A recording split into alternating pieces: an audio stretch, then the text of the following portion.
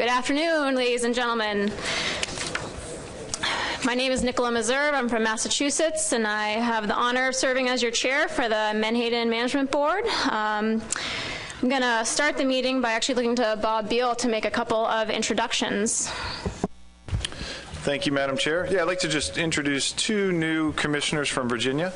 This will be their first meeting. Senator Monty Mason is the new legislative commissioner from Virginia, and Brian Plumlee is the new governor's appointee from Virginia. So this will be their first meeting, and that means be nice to them for this meeting, and please. And also like to introduce Krista Shipley. She is Jim Estes' proxy for this meeting. Jim's at home dealing with some, trying to allocate some disaster relief funds that were dumped in Florida's lap. So he's got his hands full down there. So those are my introductions, Madam Chair. Thank you.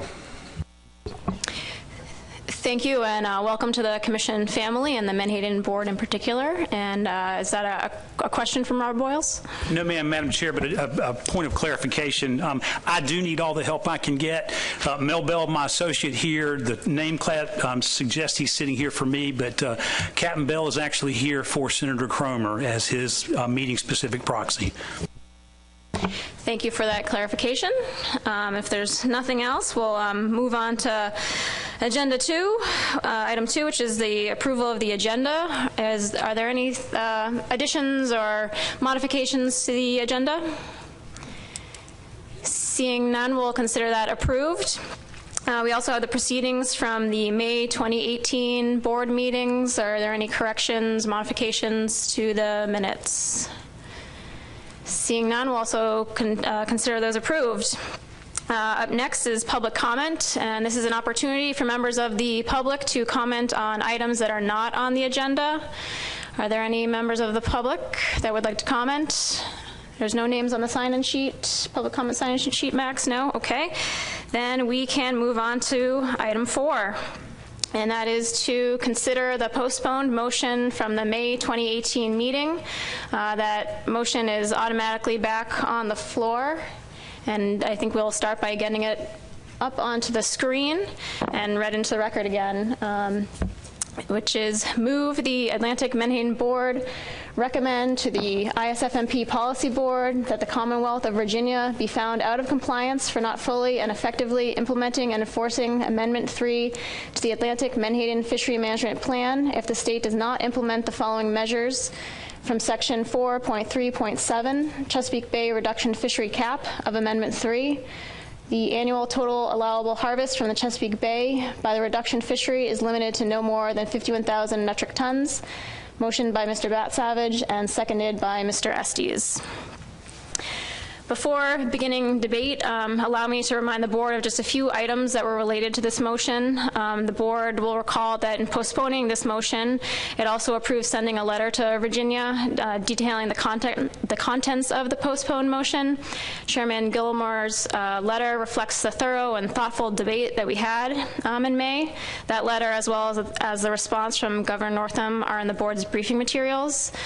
The board also heard at the May meeting that the Bay Reduction fishery landings for 2017 were roughly 20,000 metric tons, well below Amendment 3's 51,000 metric ton cap, and that also figured into the board's decision to postpone the motion. And I hope everyone received the letter that just came from the Commonwealth of Virginia that identifies the partial season 2018 landings.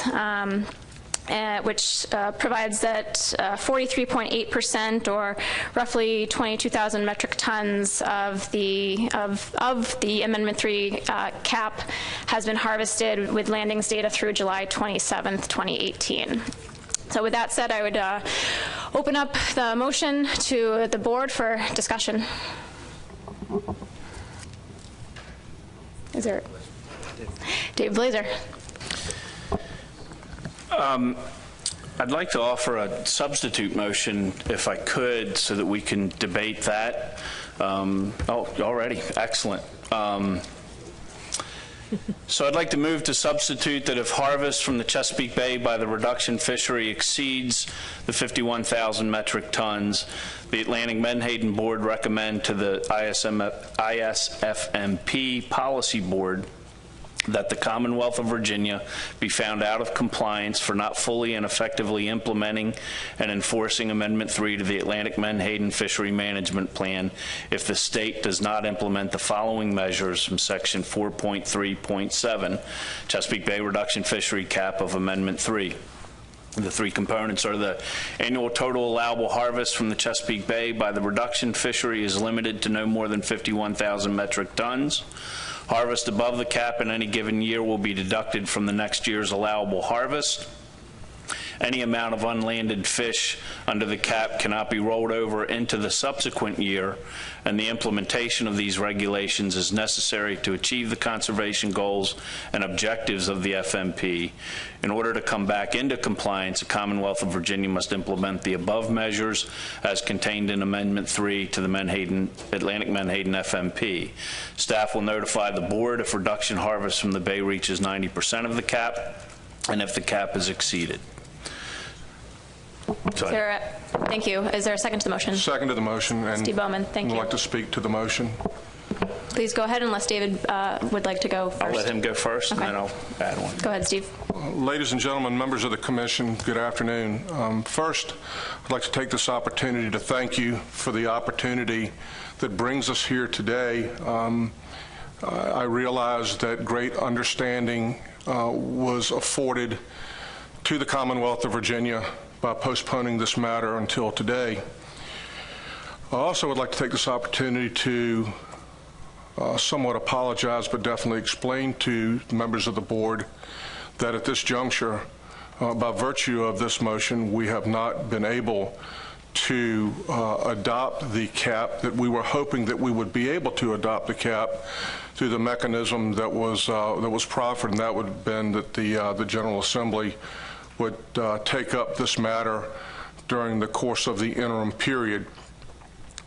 Because of that, the Commonwealth of Virginia immediately undertook monitoring efforts with the cooperation of the National Marine Fisheries Service and Omega to ensure that from the onset of the fishing season, the amount of catch was being tracked.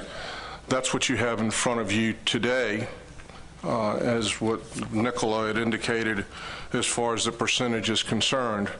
We continue to monitor the catch as often as is provided to us, which is on a 10-day basis. The next report we should receive around Friday. I don't like being here today to ask for the support of this. I would certainly have liked the Commonwealth of Virginia to have adopted the cap that would have prevented these proceedings from occurring. However, just as a refresher, in the Commonwealth of Virginia, the way that the setup is the General Assembly or is the body that adopts this specific, not a regulation, but a law. And in fact, in Virginia, it is a law. So what we do now is the best that the Marine Resources Commission can do, and that is to continuously monitor it for the fact that I do not have the capability as Commissioner of Marine Resources of the Commonwealth of Virginia from a logistical perspective to basically place my will or the will of the Governor or the Secretary of Natural Resources on the 140 members of the Virginia General Assembly.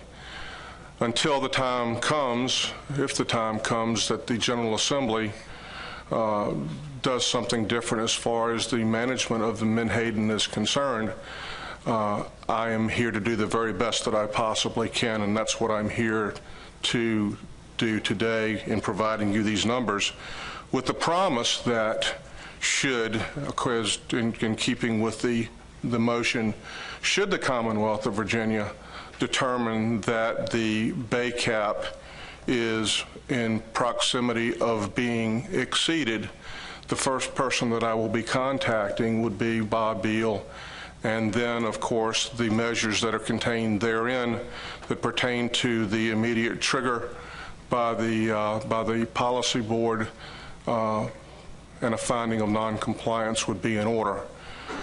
Again, I hope that you would support this. It does not appear that the bay cap is going to be exceeded. If you look at the numbers that were provided through July, from 2013 to 2018, the heaviest fishery months for the Chesapeake Bay are May, June, and then up until July, but primarily May and June. As you note, those numbers indicate what has normally been caught as far as the percentage of the bay cap in those months.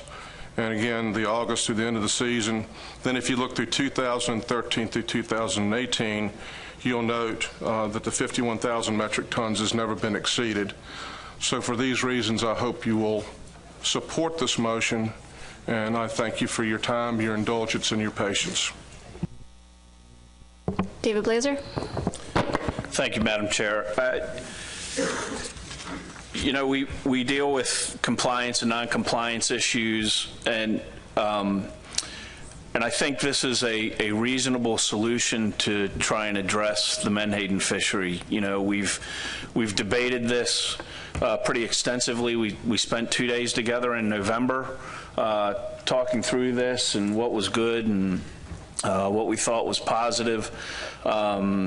And you know, with the Commonwealth of Virginia having new leadership, you know, with the new governor, new VMRC folks, new commissioners today at the Menhaden board, you know, I feel like we could give them a little bit more time on the administrative side of things so that their legislature hopefully can act to come into compliance.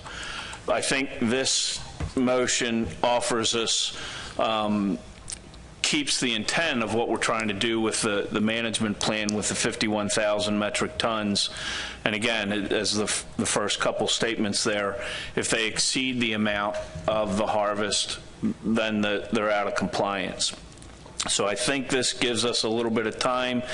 It meets the spirit of Amendment 3 with the bay reduction cap. And again, I just think it's a pretty good solution that I'd appreciate everybody's support on. So with that, I'll call it a day. All right, Gary. Thank you, Madam Chair. I'll just reiterate, I guess, or recognize that what Commissioner Bowman and Blazer just said as being another one of the adjacent jurisdictions in the Chesapeake Bay.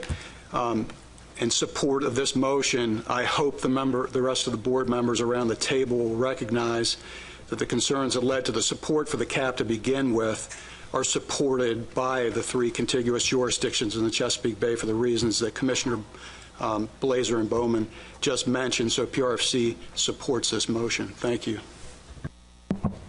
John McMurray. Thank you, Madam Chair. So I'm not clear if the intent is for this just to be for 2018 or if it's to extend this at least until we have the BRPs. Would you like to clarify that, David? Well, I think, I don't know how long it's going to be before you're talking about the ecological reference points. So I don't know the timing of that, but I want to give the legislature a chance next winter when they come back in session, and that's because there's more that they have to do as well as maintain the cap. I think the cap for this summer, for this year, is what I'm referencing here. If the ERPs are going to be 3 or 4 years, then maybe there's another solution, a longer-term solution.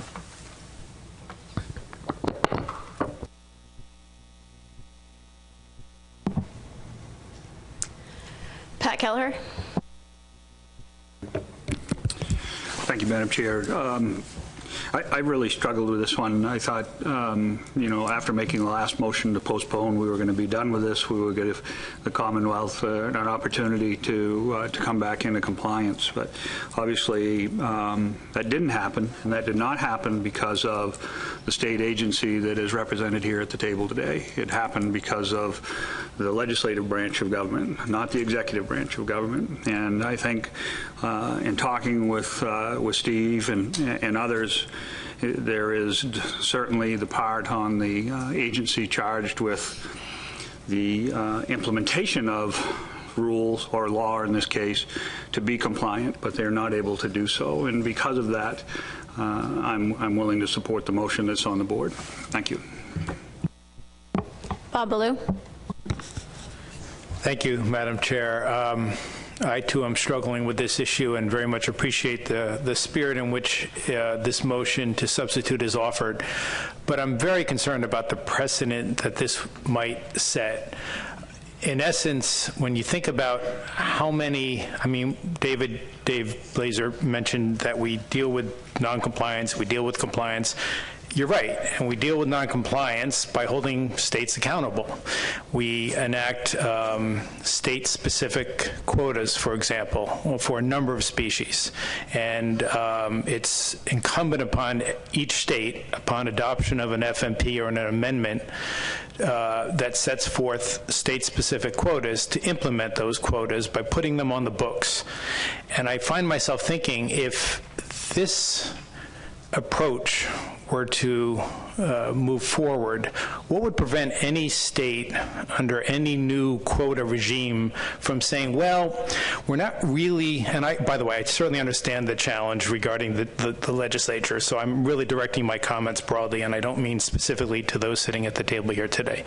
But I just find myself wondering what would prevent a state from saying, for whatever reason, that they're not comfortable putting the regulation on the book, say the state-specific quota, but trust us, we're not going to go over. And so what we really want to be held accountable to our performance, not necessarily what we have on the books. It's an interesting approach, but I worry that it tears at the fabric of what this Commission has always been about, and that is we take, for better or for worse, what this board, well, in this case, this board, the species boards, broadly speaking, adopt, and we implement them. And if we don't or we can't, there needs to be some level of accountability. Now, I realize that this does speak to an accountability approach, but it's a very different one than I've been familiar with. And again, I really worry about the precedent in terms of how this could play out with all of these gray areas now, as I see it, manifesting themselves over the years, remembering back to how we handled the Chesapeake Bay cap with regard to Menhaden. So with that, I'm very reluctant on this issue, and I'm very reluctant to support this motion to substitute based on the precedent. Thank you. Robert Boyles. Thank you, Madam Chair. If I may, if y'all would indulge me, I'd like to channel one of my favorite Virginians of history, the third president. And Mr. Jefferson suggests that honesty is the first chapter in the book of wisdom. He also says, in matters of style, swim with the current. In matters of principle, stand like a rock. And I take comfort in his last quote that I will give you: only aim to do your duty, and mankind will give you credit where you fail. To pick up on Board Chairman Emeritus Ballou's comments about precedents, I'd like to go back and look for guidance with the Act. And I'm going to give you a couple of definitions that I pull straight from the Atlantic Coastal Act.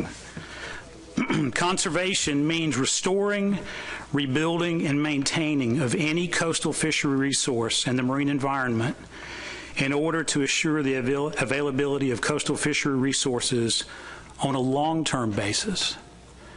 We began this road down Amendment 3 to provide for long-term conservation, management, allocation, and sustainability of the Menhaden fishery for all Atlantic coast states.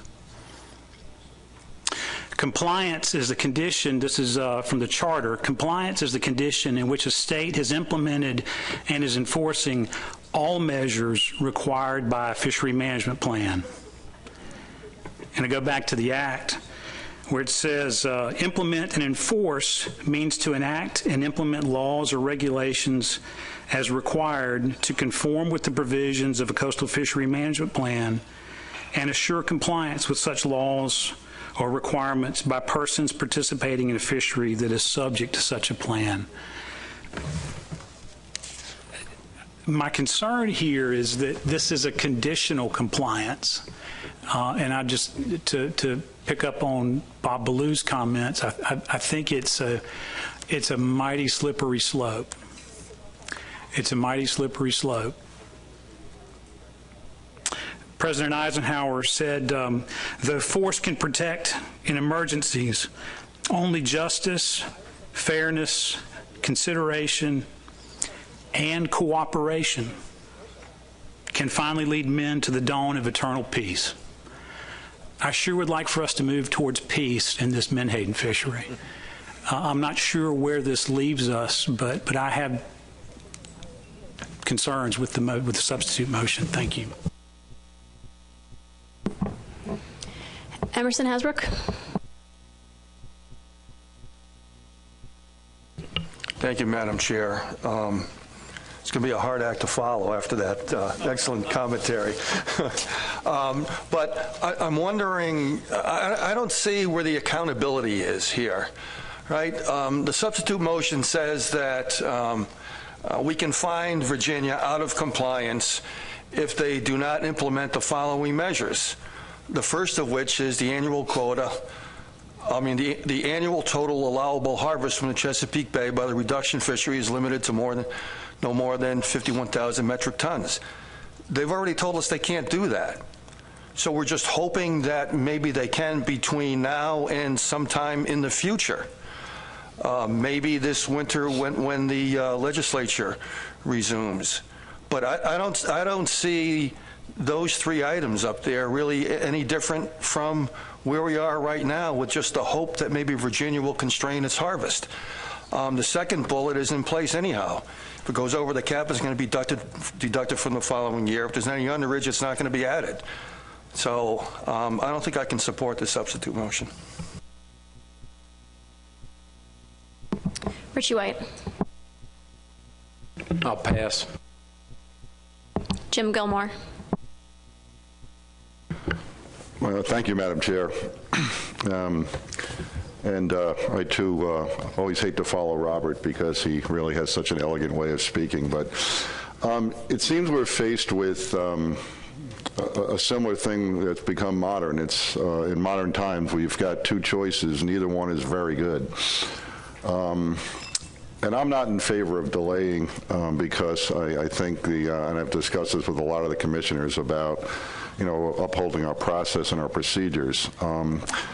But we're all in a very difficult position with this. And I think what is swaying me now is the uniqueness of the whole situation and the circumstances surrounding this.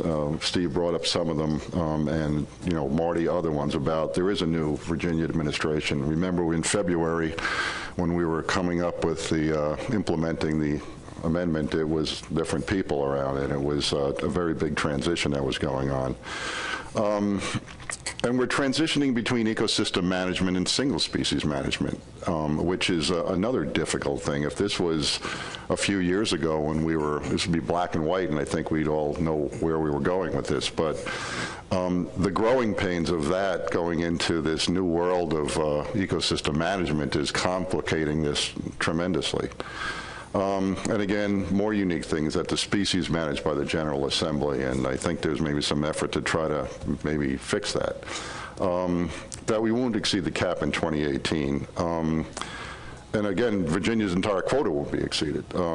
However, it is a technical noncompliance. It's a technicality right now. I know it's not following our process, but when you start looking at all those other factors, forwarding a noncompliance at this point in time may do more damage than it's going to do good.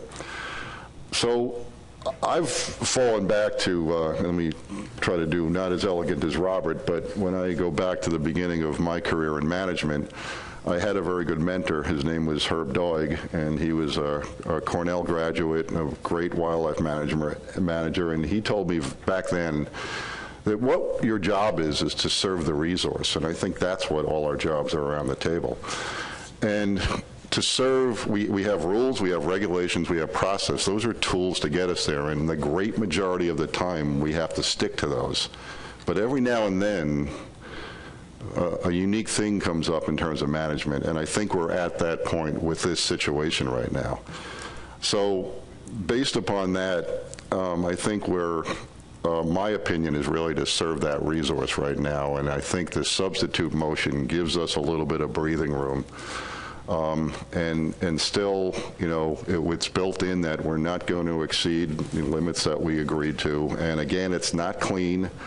I don't like it, but unfortunately, we're in a rather difficult position at this point. So at this point in time, I'm, you know, reluctantly in favor of the motion. So thank you.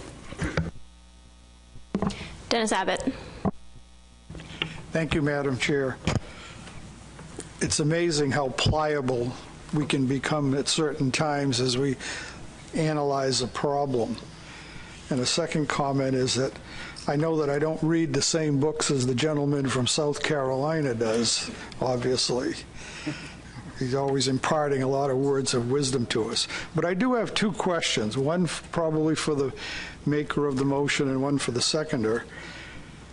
The first one regarding the motion itself, at the very end it says that the staff will notify the board if the reduction harvest from the bay reaches 90% of the cap and if the cap is exceeded. I question what the point of that would be. That mean we're going to take some action that we're not willing to take today? I don't think that that needs to be part of the motion, but I'll leave that to Mr. Blazer. The second question is I would be interested to hear from the Commonwealth of Virginia what the argument really is within the legislature. What is their position regarding the non-implementation of the Chesapeake Bay cap? You know, we've established what we think is the correct number, but there's been, I don't know if there's a counter argument or what would, you know, what would change their position. If you could offer me any guidance or help on that, I'd appreciate it. Thank you.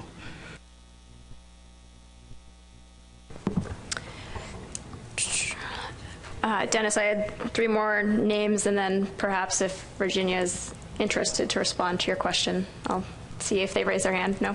No, I'll be glad to. I was waiting on Dave's first.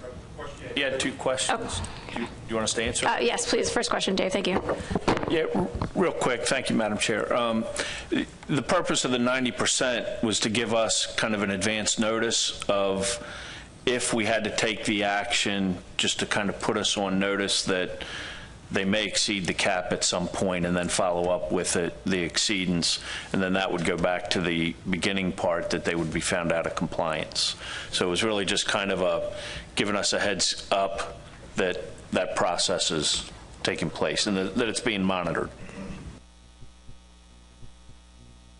Steve, if you'd like to address the second part of the question. I would, ma'am. To the second part, while I cannot speak for the members of the legislature, I can only advise that what I believe this would do is give me the opportunity to convey to the legislature through the appropriate committees the difficulties that we have, the difficulties that this type of arrangement provides to members of this body, and enable us to come to a cleaner solution in an effort to achieve the common goal of managing this stock in a manner that is consistent with the democratic process of this commission. Thank you. Andy Shields. Thank you, Madam Chairman. So I'm gonna poke the elephant in the room and why I think this is a bigger issue than simply the text that's on the screen. So I think if all of us believed that our action here would be supported by the Secretary of Commerce, there would not be a discussion around the table right now. And that clearly comes from the fact that the summer flounder decision and New Jersey's desire to go out of compliance was dealt with in a way where the Secretary of Commerce did not support ASMSC. We all know that to be true. And so we are 0-1. And now we're concerned that we're going to be 0-2, and what does 0-2 mean for this body? So, you know, wise people say things like, well, what good is a rule or a regulation or law if you don't test it? So some of us believe that we should test this law and see what the authority and the clout of ASMFC and the strength of 15 states carries, and others feel like we should not poke the bear because we're likely to go 0-2, and maybe we'll go 0-3, and maybe we'll go 0-4, and at some point there's not going to be an Atlantic States Marine Fisheries Commission with the ability to make decisions on how fisheries are managed up and down the East Coast. So we all know what's in the background. We heard some comments the last couple days from folks from other levels of government, from federal government, what their concerns are. I believe people were telegraphing to us where they think that federal government decision is going to go. But that, for me, is not enough to give up the authority that this commission and board has. And if you think about how we do rulemaking or regulations or set caps and things in this group, we start out with a discussion item, and we go to APs, and then we go from APs to the boards, and we have technical committees, and we have meetings, and then the board makes a vote, and then we come from the board to this venue, and then eventually we're going to have the whole commission vote later this week. So when we're done with that, it goes on to yet another body, and that would be the Secretary of Commerce. So my opinion and my recommendation is that I cannot support this motion because I think that the decision that's very difficult needs to be made at the next level, because that's their opportunity to show whether they support this body or not. And if we go 0-2 or go 0-3 or go 0-4, at least at the end of the day, this particular commission can say it did what was right, it followed its charter, it followed its rules, and another body took that out of our hands because that's the process that we work within. Thank you very much. Steve Murphy, did you have your hand up earlier? Yes, thank you. Go ahead. Yeah, thank you, Madam Chair.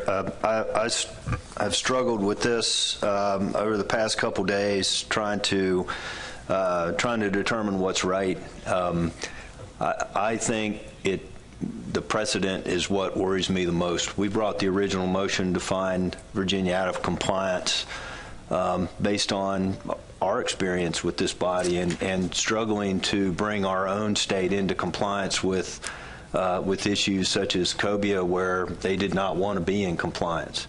I can't see us coming back and saying, you know, we're going to not accept a quota for a certain fishery, but we'll let you know when we get there. And I understand that this is an unusual circumstance with the legislature. I think South Carolina, their legislature actually has to adopt these things as well. And there may be other states, I don't know, but I would lean towards not supporting this substitute motion at this time. Richie White. Thank you, Madam Chair. I've been struggling listening to the two sides of this issue, and they're both compelling. But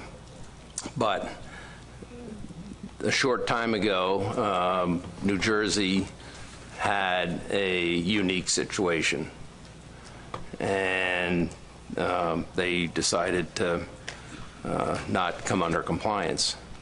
We have a new unique situation, and the Commonwealth of Virginia has decided to, or the legislature has decided to not be in compliance. My concern is that this will continue. And I think we have to go back to our foundation, and we have to do what's right. Wherever the chips fall, without doing that, without operating on our foundation, this organization is going to fall apart.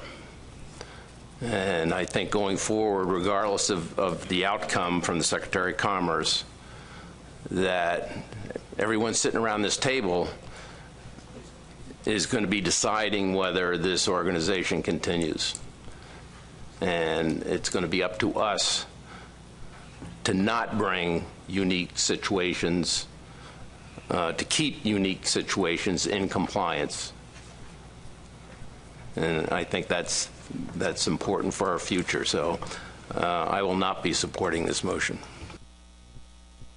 Sri Patterson. Thank you, Madam Chair. I have a couple questions to get some clarity on this. I have a tendency to be leaning towards my counterpart in what he just indicated, but I would like to get a couple questions out there answered. To the Commonwealth of Virginia, does the General Assembly have the ability to render this motion impotent? They don't want to see this occur with their vote, so can they actually move to do something against this? I would answer the question that the General Assembly is subject to recall at any given time by the Governor of the Commonwealth of Virginia. The General Assembly in the Commonwealth of Virginia, as far as I know at this present time, has no indication that they will be coming back into session until sometime in the middle of January. To be quite honest, the answer would be yes. The likelihood of them, as far as this is concerned, prior to the expiration of the fishing season in November, is not likely to occur. Shri, go ahead. Thank you. My next question is probably towards the process that goes, the next step of the process that goes through if this Commonwealth is found out of compliance. It moves forward to the Secretary of Commerce. I understand that, but can the Secretary of Commerce rule on each one of these issues that is being defined by the Commonwealth? And can I get some clarity either with Bob or Chip on this? Bob, do you want to take that? I'll take a stab at it with the understanding that Chip may have to bail me out if I go awry here. You know, if this motion were to pass and or another motion were to pass and the policy board and the full commission acted and decided to send letters off to the Secretary of Commerce, the process is within 10 days, I have to send a letter to the Secretary notifying of what the commission's action is. And in that letter, I have to describe how the state is out of compliance, what they have to do to come back into compliance. And in that letter, it also has to make the case of why this is a conservation issue. And then once the Secretary receives that letter, the Secretary has 30 days to make a determination on a two-pronged question. First question is, does the state have the correct regulations in place, yes or no? I think that one's, you know, that's a relatively easy question. The second question is, does the fact that the Commonwealth did not implement these regulations, does that fact present a risk or a jeopardy to the conservation of that species? And if the answer to both of those questions is yes, then the Secretary makes a decision, should a moratorium be implemented or not? And that's the only tool the Secretary has, is a full moratorium or not a full moratorium. The one bit of flexibility the Secretary has is when that moratorium is initiated. So assuming after the 30-day period, the Secretary says, yes, there is a moratorium, or a moratorium is appropriate and should be implemented, the Secretary has a 6-month window of when that moratorium date can be, or the initiation of that moratorium can occur. So the Secretary really, this will be ultimately really a one-dimensional question. Does the 51,000 metric ton bay cap or does the lack of implementation of the 51,000 metric ton bay cap pose a conservation issue for Atlantic Menhaden? And that'll ultimately be the question, and that's a yes or no answer. And then the Secretary will have to determine when a moratorium would be implemented if he feels it's appropriate. So does that answer your question, Shri? Did you have one more, or was done? Okay. Next was Tom Fody.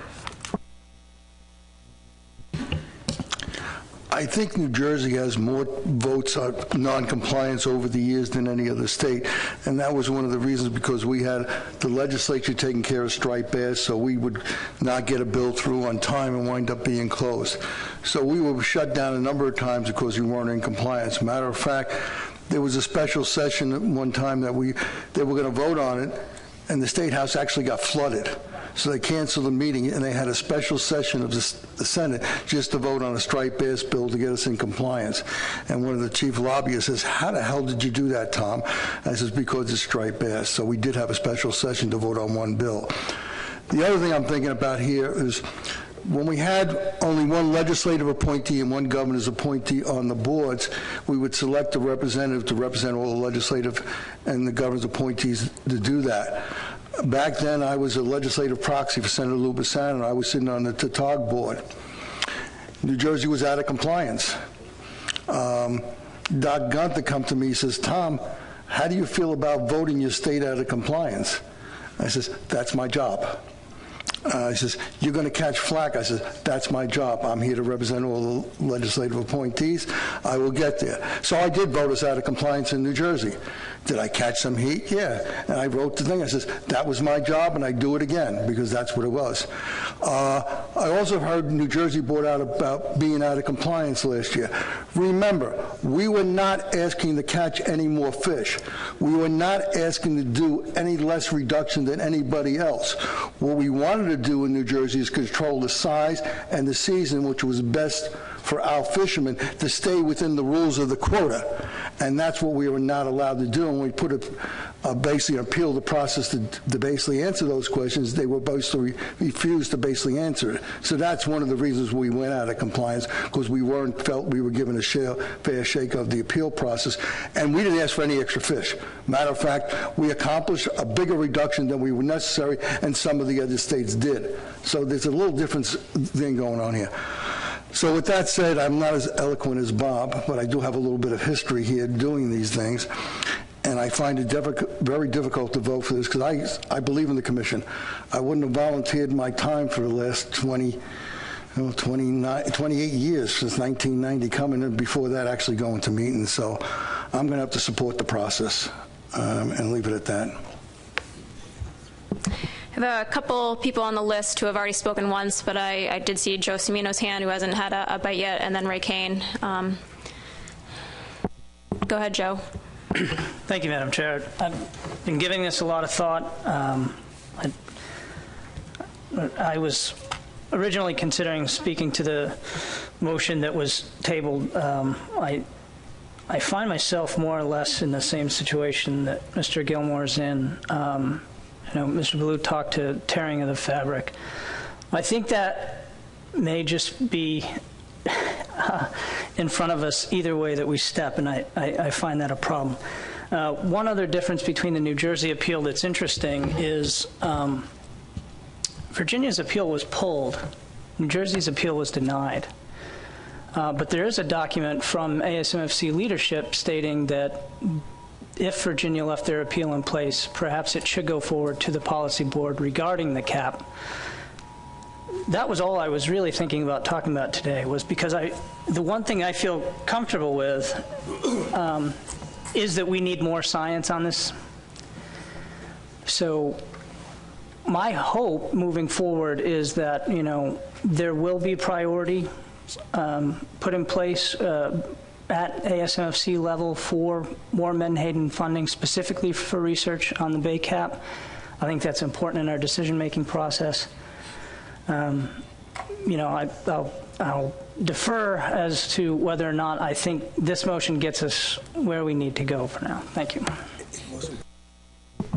Ray Kane. Thank you, Madam Chairman. I've listened to the pros and the cons. My concern, once again, I heard it mentioned a number of times at the table, is the shredding of the fabric of ASMFC. And I have a question to the new Commissioner of Virginia. Under 2, harvest above the cap in any given year will be deducted from next year's allowable harvest. So not being able to get your General Assembly to vote this up as was written in Amendment 3, what happens and for instance, if they go over by 4,000 metric ton this year, and next year you get a big cap of 47,000 metric ton, where does compliance fall in line there?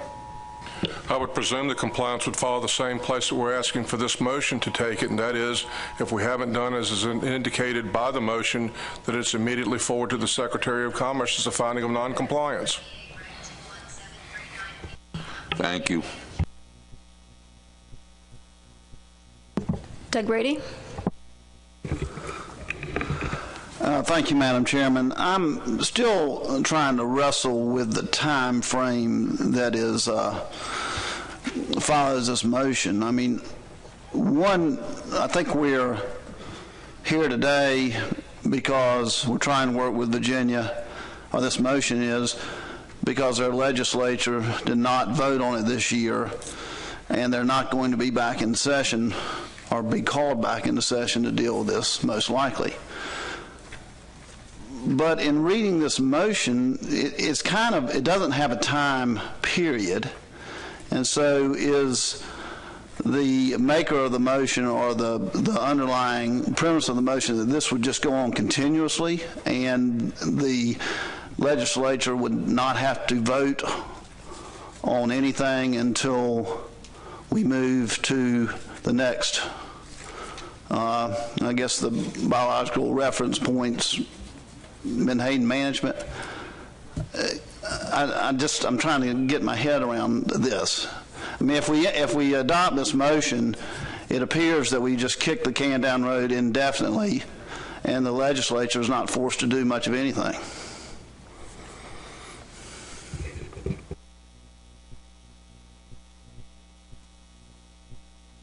David Blazer.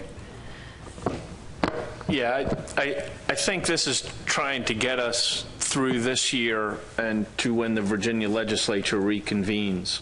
Obviously the ecological reference points kind of come into play, but I don't think that's going to happen in the next 9 months before the next fishing season for them. So, I think this gets us through this fishing season and into Virginia's legislative session, and then we can take this back up this winter sometime before the next fishing season.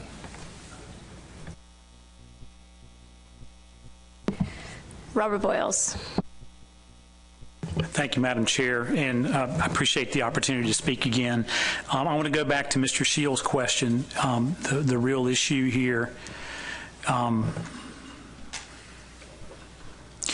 in the early 1940s, when the country was engaged with a few distractions around the globe, the Congress, in its wisdom, decided that it was best to manage interstate fisheries cooperatively. In 1993, as I understand it, when we were dealing with a lot of issues with rebuilding overfished stocks and ending overfishing and rebuilding overfished stocks, Congress in its wisdom passed the Atlantic Coastal Act. I'm about to the position now that I think we've outkicked our coverage with respect to the Atlantic Coastal Act. I appreciate the Commissioner sharing with us the data on the landings to date. I look at performance of the fishery and the table that Steve has shared, that the Commonwealth has shared, and it doesn't appear, based on past trends, that Virginia is going to blow that cap. Doesn't appear to me.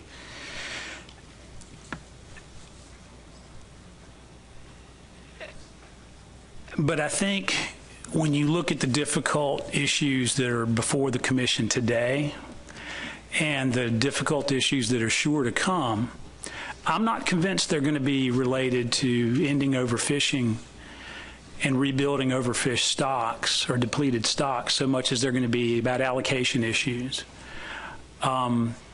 As the Executive Director has pointed out, there is one remedy available to the Secretary of Commerce to sustain a non-compliance finding, and that is found in the Act, the 93 Act, the Atlantic Coastal Act, And I think there's good argument to be made on all sides with respect to would this meet that standard for the Secretary to implement a moratorium. I think all of us desperately want to avoid that outcome. And I think the real question here is not so much, this isn't about Menhaden so much as it is, are we committed to one another? Are we committed to joint problem solving as we move beyond ending overfishing, as we move beyond rebuilding overfished stocks? The future before us, I think, is bright, but it's difficult. And you know, from everyone to whom much has been given, much will be required. And I think we need to recognize that as we move forward. Do we jeopardize the fabric of the commission? And I appreciate the chairman's comments particularly. I think they're very telling. Do we jeopardize the future of the commission to make a point here? And I struggle with it, and I really struggle with it. But again, I appreciate the Commonwealth sharing with us the bay landings to date. And I think the real question that we as a group have to remember is the legacy we inherited when we were distracted by a Great World War. And the country decided we needed to cooperate.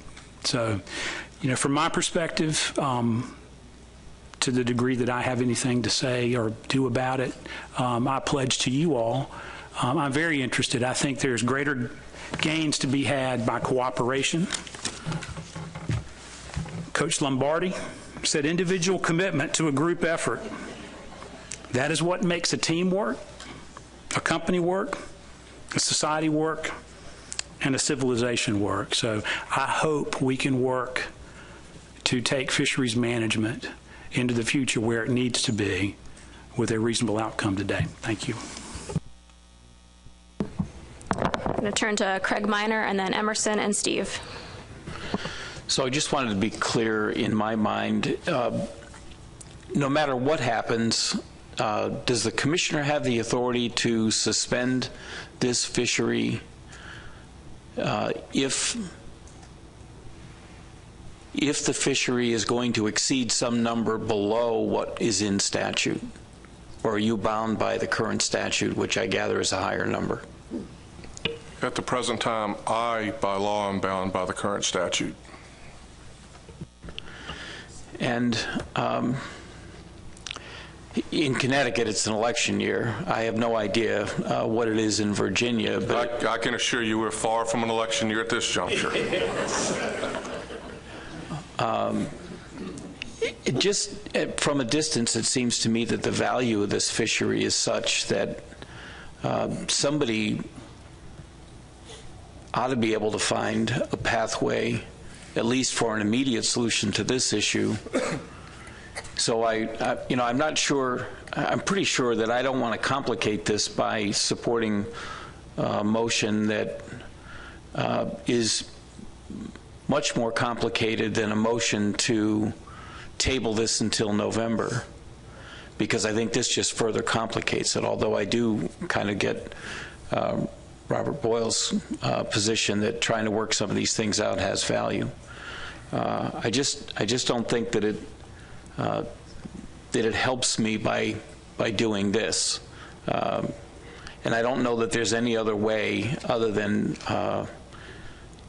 continuing down the path of noncompliance, I guess, in terms of our decisions that would prompt the legislature to do something other than what they've done. I mean, I'm not even sure that they would do something next spring, but I guess that I don't have the luxury of knowing the legislature. I would say that in most states, I think you'd probably find that you would be you would do something to come in compliance rather than jeopardize this fishery. I guess that's my point. Emerson? Thank you, Madam Chair. Having listened to what Mr. Shields said about poking the bear, and some of Mr. Boyle's comments as well. And then our executive director's comments that this non-compliance determination by the Department of Commerce is likely to come down to the question of, does the lack of a bay cap pose a conservation issue for Menhaden? And the answer to that is likely no, right? So I think the conundrum that we find ourselves in today has to do with the fact that we did not base all of our decisions for the bay quota solely on the science that was presented to us. Instead, we also considered non-science-based information in setting that quota. However, as managers, we have the flexibility and the ability to do that, and we can do that. But I guess going forward, we have to keep in mind that if there is a non-compliance finding by us that's not based solely on science relative to posing a conservation issue for the resource, the Department of Commerce is going to use a science-based approach to answer that question. So I think we need to keep that in mind with this Menhaden issue, as well as other species as we go forward, relative to states deciding that they may want to go out of compliance. Thank you. And Steve Bowman, I think you may have the last crack. Pat will be next. Maybe then we'll be able to caucus on the substitute motion. Steve. Okay, I was just going to follow up on Emerson's comments. Correct. As managers, we do have the right to use science and other methodology. But when making a decision of this magnitude, I think one should give strong deference to the science that is at hand. And in this situation, the response that the Commonwealth of Virginia had to its appeals, his appeal to the matter specifically states, in addition, the appeal states there is no evidence to Amendment 3 to support the view that lowering the bay cap was necessary to protect the bay as a nursery area for Menhaden, and there is no evidence to suggest that the bay cap is necessary to protect the bay as a nursery for other species. Leadership agrees the amendment does not provide sufficient evidence to support such claims. I was not going to go into the weeds with that. However, at this juncture, based on what's been proffered by members that indicate there are unique circumstances, I think that term was used, and let's go ahead and poke the bear and let it go. If I were, and I would just ask, if you were in the same decision, would you be making the decision when that is on the record that the decision for the bay cap was not made from a scientific perspective? I'm just asking for fairness at this juncture. There's an old saying, first police academy class I went to, a very learned lawyer was there, and he talked to us about the letter of the law and the spirit of the law. The letter of the law, any individual can go forward and just read and say that's the way it's going to be and that's the way we should move. The spirit of the law takes into consideration what the overall intent to achieve the goal is, and also takes in consideration other extraneous situations that may be present. I ask you to consider during your deliberations the spirit of the law, taking in consideration what is before you today as you consider enacting a moratorium on a very important fishery to the Commonwealth of Virginia, one that supports around 300 jobs and also has the potential to shut down the bait fishery as well, because as we learned the other day, this is not just a reduction or an elimination or a moratorium on the reduction fishery, it is on the entire Menhaden fishery.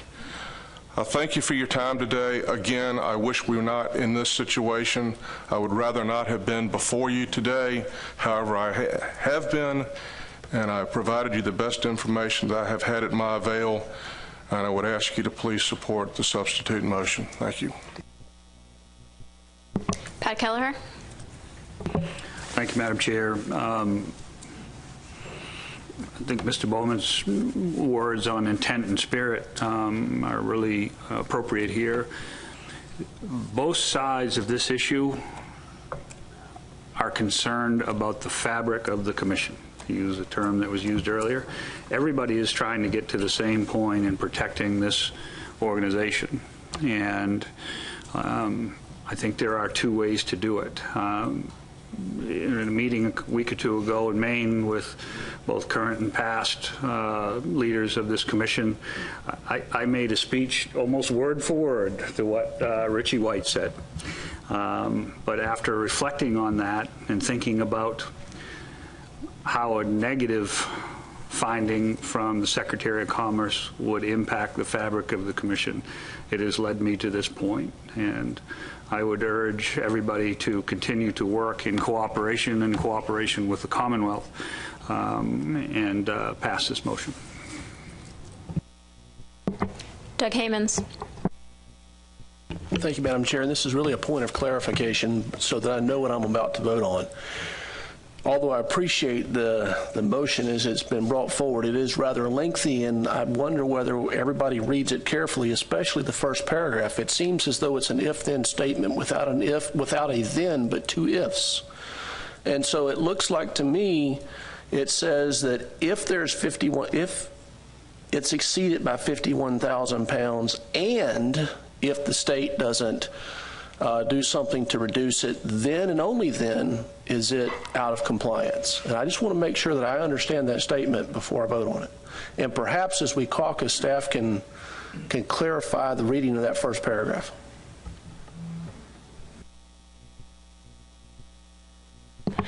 I read it, Doug, as if the harvest exceeds 51,000 metric tons, then the board will automatically make a recommendation to the policy board, which will have to be reconvened to make a similar determination. So, Madam Chair, what does the second if following the Atlantic Menhaden Fishery Management Plan, if the state does not implement the following? It's a single sentence with two ifs, and that just doesn't compute to me.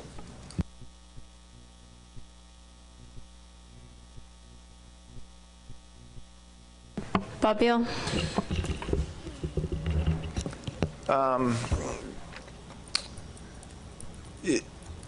Doug, would it be more clear to you if we said after Amendment 3 to the Atlantic Fishery Management Plan, since the state has not implemented the following measures? You know, that at this point right now, that's a given. The state has not implemented the following provisions that are in those three bullets. So, you know, ultimately it comes down to if the Commonwealth were to exceed 51,000 metric tons, then this recommendation automatically goes to the policy board. It does not come back before the Menhaden board. It goes straight to them, and we convene the policy board at some intercessional meeting of some sort. So if we change that last sentence to read, since the state has not implemented the following measures, would that help you out, or does that muddy the waters? So basically you'll be splitting the first sentence into two, making the second sentence if the state does not since the state has not implemented. That's fine to me. I think I would also add the then statement above so that it's clear, if the state, then the Atlantic board, and just make it clear what that sentence says.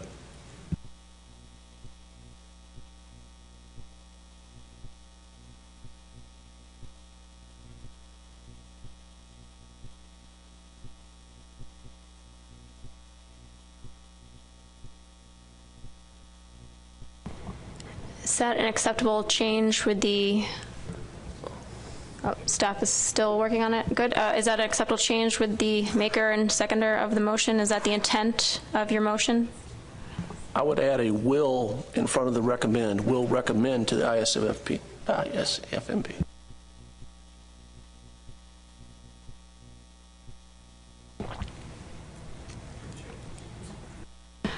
Bob Beal.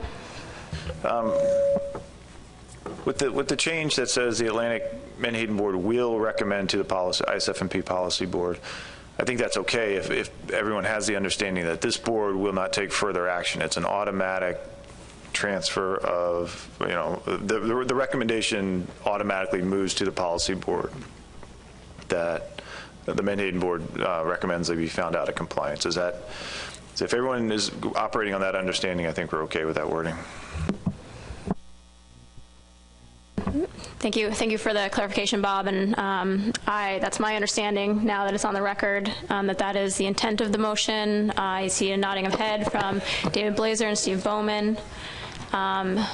Anything further, Dave? No, Madam Chair, I'm fine with those changes. Thank you. Malcolm Rhodes?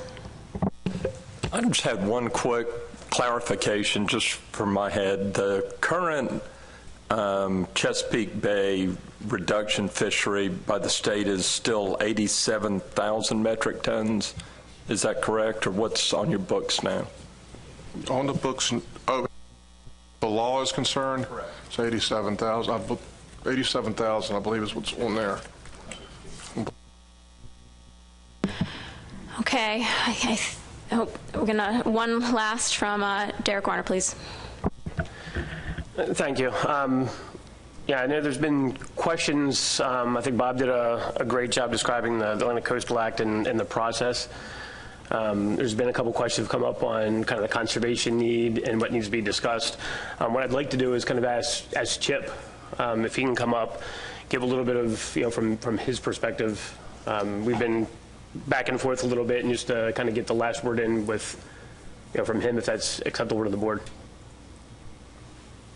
I believe time permits, so if there's no objection to that suggestion, I'll ask Chip Lynch to come to the public microphone. Hi, everybody. Chip Lynch with NOAA's Office of General Counsel. This is perhaps a better response to Cherie's question. I think Bobby did a great job outlining it. There's more to it. More to this question, however. I can't speak to the propriety of this particular motion. I won't. This is up to you. If you vote it down or vote for a noncompliance, the federal government will take it and we will analyze it according to our process set forth in the Atlantic Coastal Act. But I want to underscore the issue that we will need to look at it through the lens of conservation. That's what Congress has dictated. And fortunately, we'll be able to look at the record that you all develop because you have the same standard. The Section 7C, which is, throw all lawyerly stuff at you, but under your own commission ISFMP charter says that you need to find that before sending any noncompliance over, you need to discuss and make a finding that the measure that in question that is not being followed jeopardizes the conservation of the fishery in question. So it's not my place to interpret your internal guidelines and your internal regulations. It would seem to me, I hear you struggling, and I have tremendous respect for grappling with this difficult issue. But I know from General Counsel's point of view, I am interested in hearing you develop the record as to how this particular, the Bay Cap, failure to implement the Bay Cap will jeopardize the conservation of the resource. That will help NOAA Fisheries when we get the referral, if we get a referral, to be able to rely on that record to move forward. I will, just as a bit of a historian on non-compliances, there's been discussion that this particular situation is unique. The idea that a non-compliant situation would occur or has occurred because of an inability of a legislature to implement a regulation is absolutely not unique. What is unique in the approximately 20 to 24 non-compliance referrals we've had, it depends on how you group them. Sometimes two states do it together. But what is unique is that this would be the first time ever in the history of the Atlantic Coastal Act and the Striped Bass Act, which is really the genesis of this noncompliance provision in the Atlantic Coastal Act. It would be the first time ever that the federal government would receive a noncompliance referral for a fishery that is not overfished, overfishing is not occurring, and there is record evidence from the leadership of the Commission that the measure is not related to conservation. That is unique. That is, all of these cases are looked, we would look at all of these on a case-by-case basis, but that would be unique. So just in short, and in sum, we, the federal government, have to find a conservation basis. We are interested in hearing from all of you as to what the conservation basis is, because indeed that is also your own internal regulation. It is, you know, the Commission process is important. The fabric of the Commission is important. And that cuts both ways. You want to follow your own internal rules, I would think, but it's not my position necessarily to give you advice. But when you go through that process, NOAA Fisheries will then accept whatever recommendation you get. And again, we're looking for a fully developed record, not necessarily not a one-sentence summation or opinion, but give us your opinion as to why. In fact, you have to do that before you send it to the policy board. Under your regs, you have to give an explanation as to why it jeopardizes conservation of the fishery or the resource, which I am not. I'm not saying you can or you can't. I'm just saying we will be looking for that. That's a condition precedent for you all. That's all I have. Thank you, Chip. David Borden. Thank you, Madam Chair.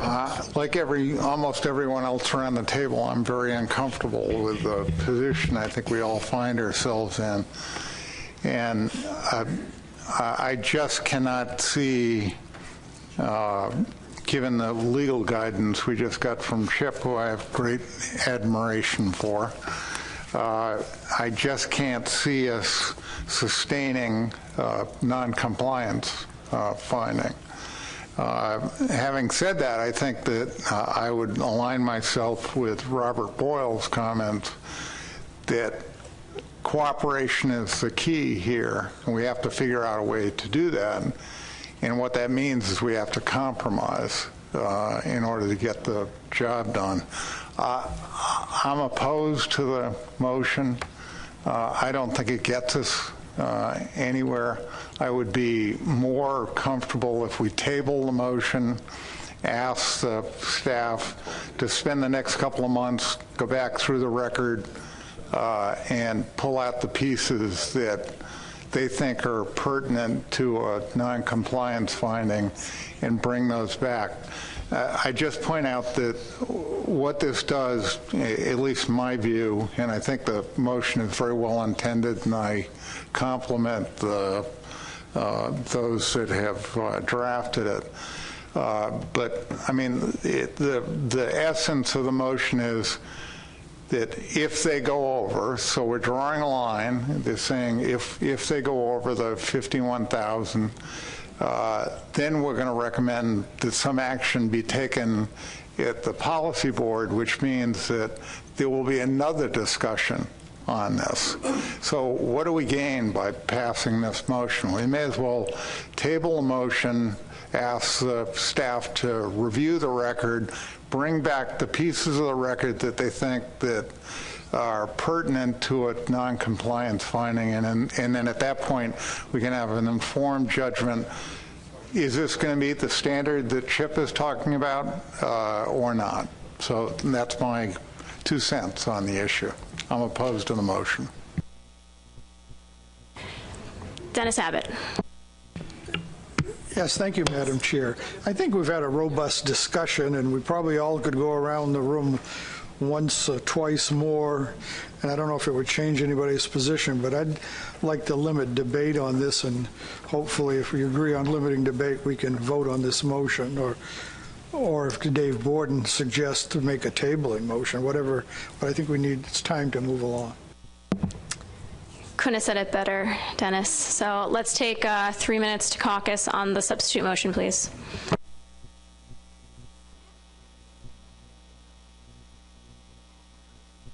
Wrap them up. Going to extend the caucus for 1 more minute.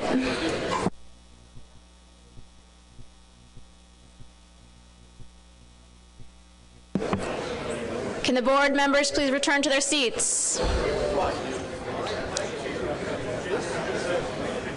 I'm going to give everyone another minute to get to their seat as I read the, motion. I have to read it. I don't want to read it yet.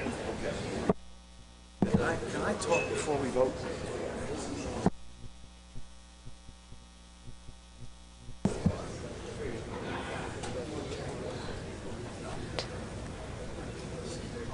Before reading this motion into the record again, there has been a couple changes, so unfortunately I'll have to read this lengthy motion again, I believe, but given the opportunity to caucus, some legal advice, is there anyone that has a compelling need to say anything further about this motion?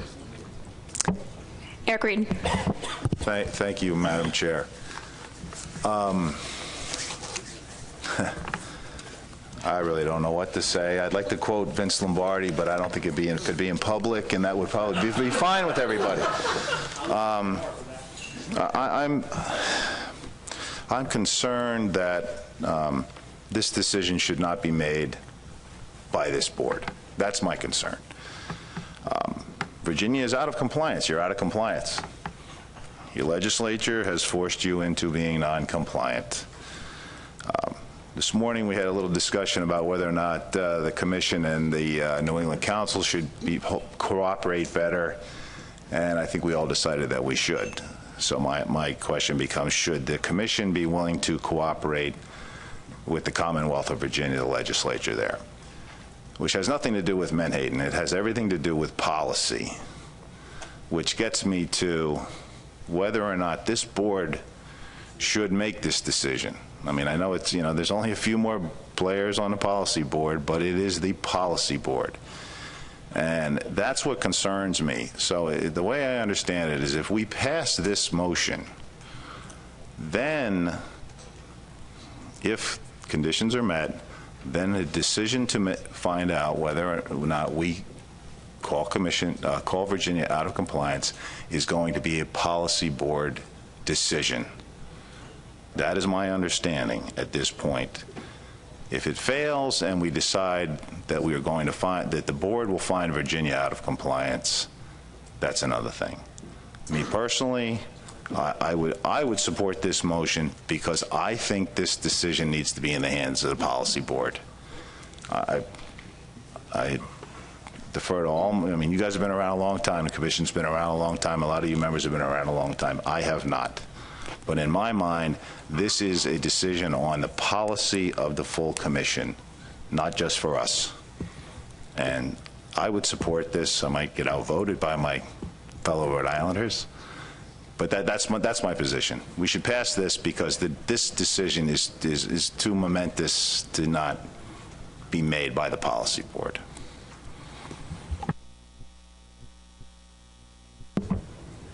Lauren Lustig. Yes, thank you, Madam Chairman. Pennsylvania requests, perhaps you've already thought to do this, but Pennsylvania requests a roll call vote, please. That can be done. With that, we will call the question. I'll read it into the record. Move to substitute that if harvest from the Chesapeake Bay by the reduction fishery exceeds 51,000 metric tons, then the Atlantic Menhaden Board will recommend to the ISFMP Policy Board that the Commonwealth of Virginia be found out of compliance for not fully and effectively implementing and enforcing Amendment 3 to the Atlantic Menhaden Fishery Management Plan. Since the state has not implemented the following measures from Section 4.3.7, Chesapeake Bay Reduction Fishery Cap of Amendment 3,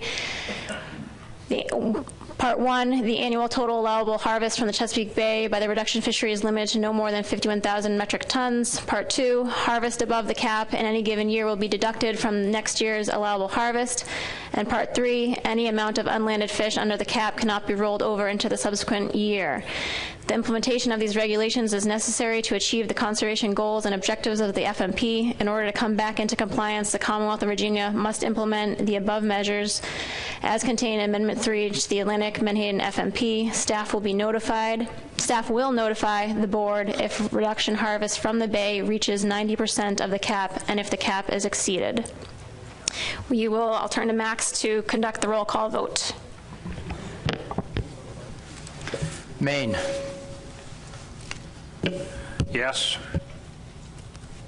New Hampshire. No. Massachusetts.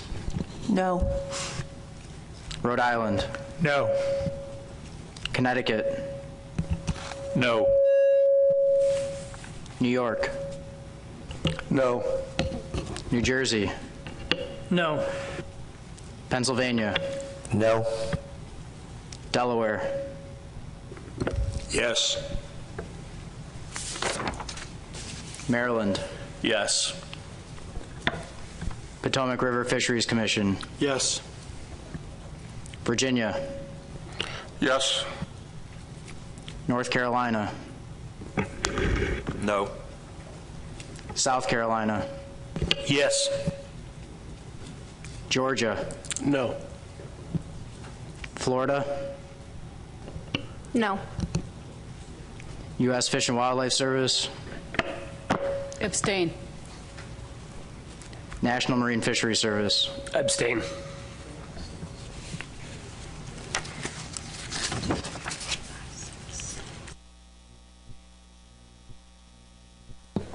The motion fails 6-10 with 2 abstentions, and that brings us back to the main motion.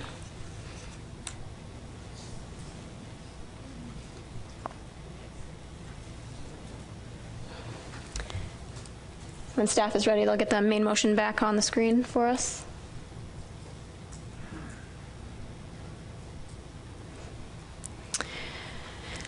Marty Gary. Madam Chair, if it's appropriate, I've moved to substitute to table the motion until the winter meeting, February 2019. If I get a second, I'll explain.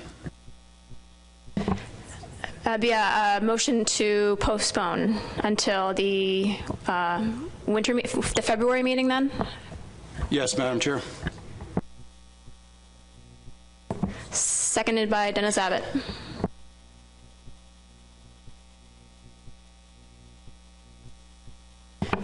Go ahead, Marty. And just briefly, Madam Chair, we offered the Commonwealth of Virginia once before an opportunity, a bridge, to allow them and their governor, their newly elected governor, who has clearly sent a message to the Bay community, who is primarily concerned about this Bay cap issue, to have a chance to work with its legislature. Under duress in a short window of time, he did his very best. I think this gives them another opportunity. It allows them to finish this fishing season, allows us to get the legislature back in a position where they can address this particular issue and allow us to move forward. And I'd also like to say, I've agreed with a number of the comments around the table. I just don't think our body is served well, given the current ecosystem, given the concerns that NOAA General Counsel has provided regarding the criteria. And I really think it would be in the best interest of us to have another chance at this at the February meeting. And I think that timetable will allow us to move forward in an effective manner. Thank you. Is there discussion on this motion from the board? Point of order. There's no discussion in a table motion to table. It's non-debatable. It's a motion to postpone. Sorry. But thank you for watching out for me there.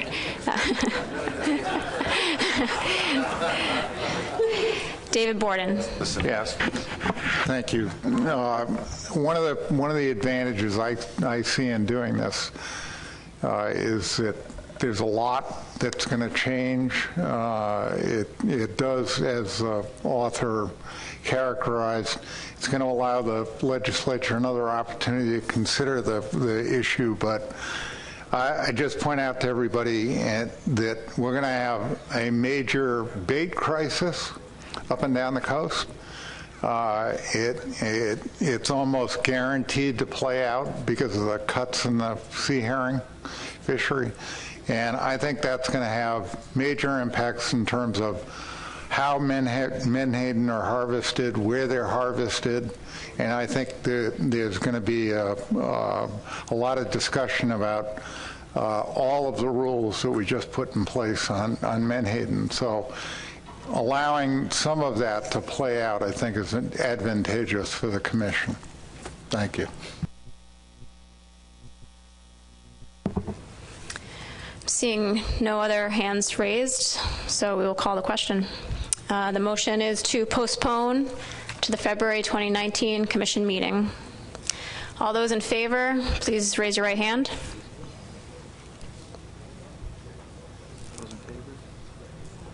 All those in favor, keep them up, please.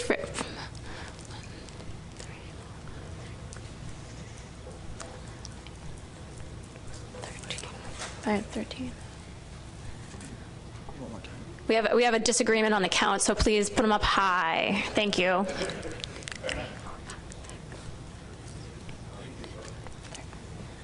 $13 in favor. All those opposed, please raise your right hand. 5 opposed. Any abstentions? Or no votes? The motion carries 13-5. So we will postpone the non-compliance motion until the February 2019 meeting. And I thank the board for the exhaustive and comprehensive discussion of this issue. And move on to agenda item 5, which is to thankfully elect a vice chair of this board. Bob Ballou. Thank you, Madam Chair. I'd like to make a motion, if I could, and that would be to move to elect the distinguished gentleman from Georgia, Spud Woodward, as vice chair of the Atlantic Menhaden Management Board. A second from Malcolm Rhodes. Is there any opposition to the motion? Congratulations, Spud. Is there any other business to come before the board? David Blazer. Thank you, Madam Chair. Given the timing and where we are today, I just wanted to bring up one question or concern, especially given the debate that we've just had about the Chesapeake Bay reduction cap. You know, we've talked about the lack of technical information on the Bay reduction cap, and there's been a move recently with some of our stakeholders to try and get an aerial survey or some other science and technical information available to help us with that, and especially given the debate from the last 2 hours. I'd like to, I guess, ask the committee, you know, that's doing the stock assessment and the technical committee, just to give us some ideas maybe eventually about aerial surveys, and is it going to help us give some information that might be relevant to this debate when we take it back up in February, or at least if we get a path forward with these types of aerial surveys and so forth. So, and I also just wanted one other comment. We realize that ASMFC has gotten a plus up with their budget, and there may be an opportunity for funding something along those lines. So I just wanted to throw my hat in the ring for something along those lines. Sorry, Bob. Katie Drew, please go ahead. Thank you, Madam Chair.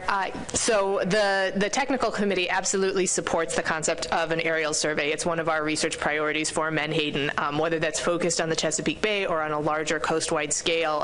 Obviously, we would prefer a larger scale, but for sure that kind of information would be helpful. I would just like to sort of temper expectations, though, to point out that this would be an index of relative abundance. So I think that can give us a lot of information on movement patterns and on the numbers of schools of Menhaden that we're seeing in the Bay, seeing on on the coast. But until we kind of have a longer time series, it'll be harder to say, you know, if we go out and see 100 schools today, is that good or bad? And we won't know until longer down the line. But for sure, an aerial survey would have a lot of value, and the technical committee would obviously has some opinions on how it should be designed to make sure that it's the most scientifically rigorous and can give us the kind of information that we would need. But it's definitely one of our research priorities. Is there any other business before the board? Sherry. I just have a question. So in regards to an aerial survey, so how much of the bay is actually accessible for an aerial survey, and can it be expanded logically if it's just a small portion of the bay that's actually available for an aerial survey? Also a good question. So obviously the bay is, doing an aerial survey of the bay is much more complicated due to airspace restrictions because of where we're located than if you were trying to do this in, say, Rhode Island. I think I can't give you sort of off the top of my head what the percentages would be, but it's certainly a concern, and I think that's part of where the TC would like to have some input in terms of how do you design something that's going to be limited by factors outside of our control, and how much. I think it's still, I think there's definitely value in it, and I think there's also value in extending that out beyond the bay and covering some of the local ocean as well to get a handle on that relationship. But it's not as simple as just, let's send a bunch of planes out in a grid pattern.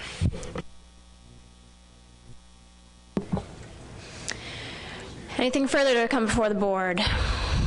Seeing none, we stand adjourned. Thank you.